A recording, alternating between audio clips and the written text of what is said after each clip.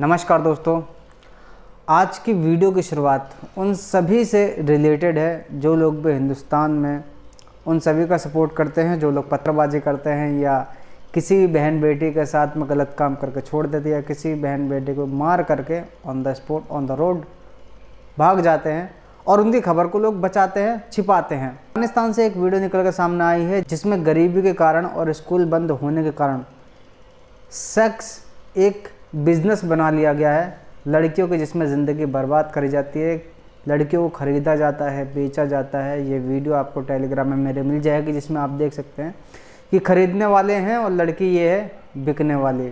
ये हालत है अफ़गानिस्तान की। कई लोग शरिया की मांग करते हैं, तो मैं उन सभी से रिक्वेस्ट करना चाहूँगा, आपसे हाथ जोड़ के विनती है कि प्लीज़ अफ़गानिस्तान जाइए, क्योंकि वहाँ पे शरिया लागू है और आपकी शायद वहाँ पे चलेगी भी, सुनी भी जाएगी, क्योंकि आपके मुताबिक वहाँ पे कानून है। अब इस वीडियो को देखिए, लड़की बहुत अच्छे से मौज में मस्ती में डांस कर रही है, पूरा लिपसिंग मैच हो रही है, लिरिक्स एकदम सब कुछ मैच हो रहा है, म्यूज़िक स्टेप बाय स्टेप सब बढ़िया है। लेकिन जैसे ही जानकारी इसके भाई तक पहुँचती है कि ओहो टिकटॉक में वीडियो बना रही, वो भी बिना हिजाब के, तो चलो इलाज करते हैं। अब जो जानकारी देने वाला हूँ ये उत्तर प्रदेश के बदायूं की है, जहाँ पे बताया जा रहा है कि एक हिजाबी लड़की अपनी सहेली को अपने भाई के हवाले कर देती है। अच्छी खासी हिजाबी लड़की जो है हिंदू लड़की के साथ अच्छी खासी दोस्ती रखती है, फिर उसके बाद अपने भाई के हवाले कर देती है, लव जिहाद का शिकार बना देती है खुद ही। लेकिन जैसे लोगों को शक होता है तो उसके बाद अच्छे से क्या किया जाता है, ये वीडियो पूरा आपको टेलीग्राम में मिल जाएगा, यहाँ नहीं दे सकता हूँ क्योंकि कम्युनिटी गाइडलाइन के खिलाफ हो जाएगा, वीडियो रिमूव करी जा सकती है यूट्यूब की तरफ से। तो ये केस जो है पहला नहीं है, ऐसे कई केस उसी दिन हो भी चुके होंगे और पता नहीं आगे कितने होते रहेंगे। द कश्मीर फाइल्स या फिर क्या कहते हैं इसको, द केरल स्टोरी देख लेना, शायद इसके बारे में और ज़्यादा अच्छे से जानकारी मिल सकेगी आपको इतना कुछ देख के, क्योंकि वो जो कहानी है कोई ऐसे आँख मीच के लिखी नहीं गई है, कई लड़कों के साथ हो चुकी है घटनाएँ। अब अगली जो खबर है ये मोहम्मद रियान और भावियों से रिलेटेड है, जहाँ पे बताया जा रहा है कि एक ब्राह्मण बेटी, पुजारी की जो बेटी है उसके साथ छेड़छाड़ कर रहे थे, घर से अपहरण कर रहे थे। ये दोनों अपराधी घर से अपहरण करने का प्रयास किया, लेकिन जब असफल रहे तो इन्होंने पुजारी पे यानी कि बेटी के बाप पे 17 बार चाकू से हमला किया लगातार। घर से ही बेटी को उठाने का प्रयास किया था, लेकिन जब विरोध किया घर वालों ने तो 17 बार बाप पे हमला किया। फिलहाल जो दोनों अपराधियों को पकड़ लिया गया है, लेकिन अभी इलाज चल रहा है पिताजी का। 17 बार चाकू मारा है, आगे की क्या हालत हो सकती है इसके बारे में कुछ कहा नहीं जा सकता है। मेरे हिसाब से तो जैसा कर्म करा इन्होंने पिताजी के साथ में, ऐसे इनके साथ भी होना चाहिए, क्योंकि केवल एक जेल में डाल देना या कुछ समय के बाद छोड़ देना, ये चीज़ें मेरे हिसाब से सही नहीं। बाकी आपके हिसाब से क्या कार्रवाई करनी चाहिए इन पे, कमेंट सेक्शन आपके लिए खाली है, ज़रूर बताएं, क्योंकि ऐसे केसेस उम्मीद ऐसी है कि रुकेंगे नहीं, आगे चलते ही रहेंगे। अब जो जानकारी देने वाला हूँ ये कानपुर से रिलेटेड है, कानपुर की घाटमपुर तहसील के टकरिया से, जहाँ पे अवैध नमक फैक्ट्रियों से जो धुआं निकल रहा है वो एक जहरीला धुआं है, जिसकी वजह से एक एक करके कैंसर से लोग दम तोड़ रहे हैं। महिला ये विधवा हो चुकी है और कई ऐसे लोग हैं जिनके घर के सदस्य चले गए हैं, किसी के पिता, किसी का पति, किसी का बेटा ख़त्म हो चुके हैं। मेरा यही कहना है कि जितना हो सके इस जानकारी को और लोगों तक पहुंचाए, प्रशासन तक पहुंचाए, ताकि जो अवैध नमक की फैक्ट्रियां चल रही है इन पर रोकथाम लग सके, क्योंकि एक एक करके संख्या घटती जा रही है और मौतें होती जा रही है। लेकिन अगर जिसकी मौत नहीं होती उसको कैंसर होता है तो मौत से ही बदतर हो जाता है उसकी ज़िंदगी। अब जो जानकारी देने वाला हूँ ये बंगाल से रिलेटेड है, बांग्लादेशी घुसपैठ से रिलेटेड। 2016 में राशिद नाम का बंदा हिंदुस्तान में घुसता है, बंगाल में घुसता है। इसके 2 लोगों से मुलाकात होती है जो कि हिंदुस्तान में बांग्लादेशी लोगों को घुसपैठ करवाता है, जिसमें से एक का नाम शेख नजीबुल हक और दूसरे का नाम अबू हुरैरा गाजी। जैसे राशिद की मुलाकात इन दोनों से होती है और ये बंगाल में आता है, तो बंगाल में आते ही इसका फर्जी आधार कार्ड, दस्तावेज और जो भी चीज़ें हैं वो बनवाई जाती हैं। फ़िलहाल जो है इसको पकड़ लिया गया है ATS के द्वारा। और भी हमारे हिंदुस्तान में कई लोग ऐसे जो घुसपैठ करके रह रहे हैं।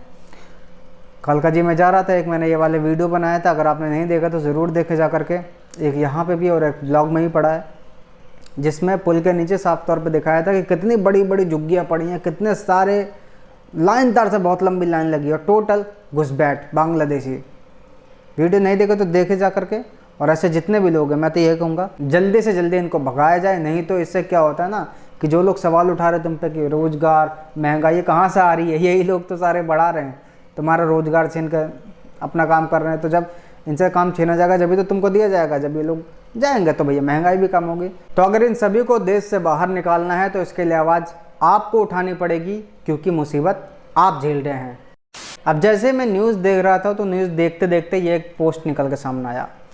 बैनर में साफ तौर पर लिखा है कि बर्बा नहीं है जो निकल जाएंगे, 35 करोड़ हैं हलक मटक जाएंगे। इसके नीचे लिखा है कि मोदी शाह सुधर जाओ या गुजर जाओ। ये है सच्चाई हमारे हिंदुस्तान की। कई लोग इस चीज़ को देखकर हंस रहे होंगे, अरे क्या साले मजाक कर रहे हैं, इतनी जागरूक लोग हो रहे हैं उसके बावजूद भी ऐसे ऐसे बैनर लगा करके दिखा रहे हैं। लेकिन ये सच बात है। सोचो कि अगर इतनी सी आबादी है तो ये साफ तौर पे हलक में अटक रहे हैं या नहीं। हनुमान जन्मोत्सव है या रामनवमी हो, क्यों पत्थरबाजी करी जाती है। माँ बाप क्या कहते हैं बच्चे से जब स्कूल भेजते हैं कि बाबू बेटा जब कोई बाहर टॉफ़ी देना चॉकलेट दे मत लेना, पता नहीं उसमें क्या मिला कर देते, फिर आपको कोई ना झोले में भर के ले जाएगा, फिर कोई रखेगा, फिर आप हमारे पास नहीं आ पाओगे वापस। तो बच्चा डर जाता है, समझ जाता है कि भैया अब हमें बाहर से कोई चीज़ नहीं ले लेनी है, लालच में नहीं आना है। और उस चीज़ को फॉलो करते करते 5-6 साल का भी हो जाता है, 7 साल का 10 साल का भी होता है, वो फॉलो करते रहता है उस चीज़ को। लेकिन वही माँ बाप ऐसे हैं कि हराम का खाने के चक्कर में, फ्री का खाने के चक्कर में अपने गलत नेताओं को चुनते हैं और उसका परिणाम चाकू छुरी से भुगतना पड़ता है उनके ही परिवार वालों को। तो आप खुद बताओ इस बैनर में गलत क्या लिखा है, जो सही है वो लिखा है। आज का आईना दिखा रहे हैं ये। अब जो जानकारी देने वाला हूँ ये हैदराबाद से रिलेटेड है। आदिति भारद्वाज लड़की शादीशुदा थी, इंजीनियर थी, सालों से ये इंजीनियर का काम कर रही थी हैदराबाद में, ठीक है। तो इसके बाद इसकी शादी वादी हो चुकी थी, फिर इसका कुछ बात हो गई होगी या किसी के द्वारा कुछ बीच में जहर घोल दिया गया होगा जिसकी वजह से यह अपने पति को तलाक दे दी था। फिर मैडम जाती है मोहम्मद अली के पास, लिविंग रिलेशनशिप में रहने लगती है। जब काफ़ी लंबे समय हो जाता है फिर मैडम जी बार बार कहती हैं कि कुछ करो ना, शादी करो ना, बहुत लंबा समय हो गया।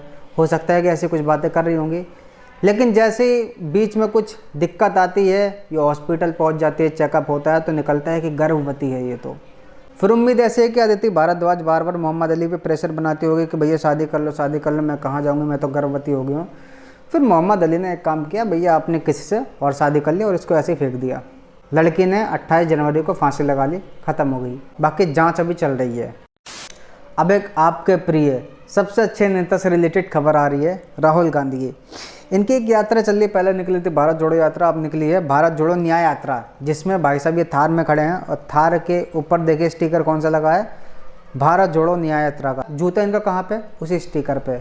इससे क्या होता है कि अपनी यात्रा का तो ये अपमान कर ही रहे हैं, लेकिन अगर साथ ही साथ हम केवल इस कदम को देखें, इस जूते को देखें कि जूता है किसके ऊपर, तो केवल भारत के ऊपर है, यानी कि इनके कदमों के नीचे है भारत। भारत की वैल्यू इनके नज़र में ये हो सकती है।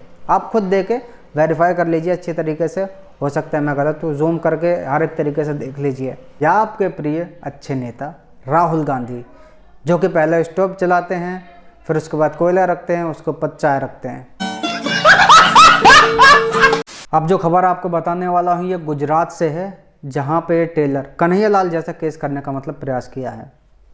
टेलर भैया अपनी दुकान पर हनुमान चालीसा का पाठ कर रहा था, लेकिन कुछ जिहादी को वह हनुमान चालीसा पसंद नहीं आई।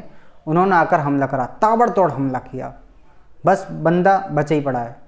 और जिस पे हमला किया है हनुमान चालीसा का पाठ कर रहा था, ये एक विश्व हिंदू परिषद का भी कार्यकर्ता बताया जाता है। अभी तक इस बंदे पे क्या कार्रवाई हुई है या नहीं हुई है, ये खुलेआम घूम रहा है कि क्या है, कोई जानकारी नहीं अभी तक। अब बहुत दिन से हम पुणे नहीं गए ना, चलिए पुणे चलते हैं। पुणे में सावित्रीबाई फुले पुणे यूनिवर्सिटी में एक प्ले चल रहा था जिसमें माता सीता को दिखाया गया था सिगरेट पीते हुए।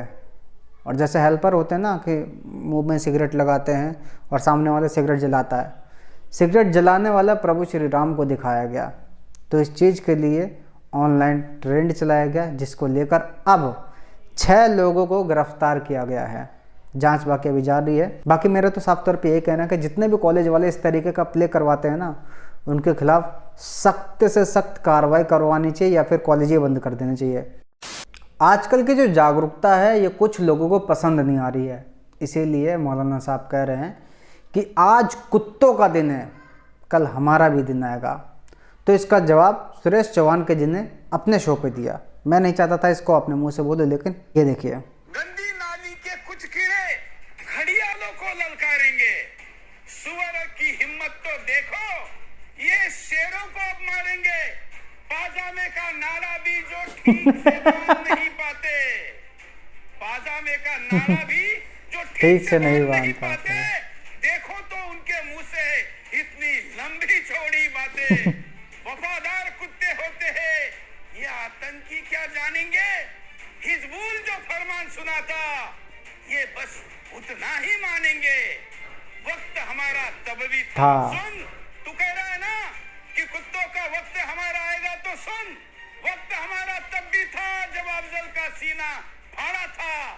असम और गुजरात में कैसे भगवा झंडा गाड़ा था। इसी जुबान के चलते ही यह आतंकी घोषित हो। सारी दुनिया जान चुकी है तुम अरब के पोषित हो। अपनी औकात में रहना सीखो, वरना हानि उठाओगे।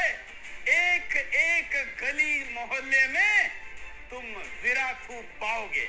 नमस्कार, मैं हूं सुरेश चौहान की और आप देख रहे हैं बिंदास पोस्ट। तो ये भाई रिप्लाई था सुरेश चौहान के जी का। आपको कैसा लगा ये रिप्लाई ज़रूर बताएं। मुझे कैसा लगा होगा इसका आप अंदाज़ा लगा सकते हैं। बाकी आपको कैसा लगा कमेंट सेक्शन आपके लिए खाली ज़रूर बताएं, और बाकी जो अपडेट आएगी मैं आपको बताता रहूँगा। तब तक के लिए चैनल के साथ जुड़ करें। सब्सक्राइब करने के बाद ध्यान रखें बेल आइकन अवश्य प्रेस करके रखें, ताकि जो भी वीडियो अपलोड करूँ उसकी सबसे पहले आप तक नोटिफिकेशन पहुँच सके। जय श्री राम।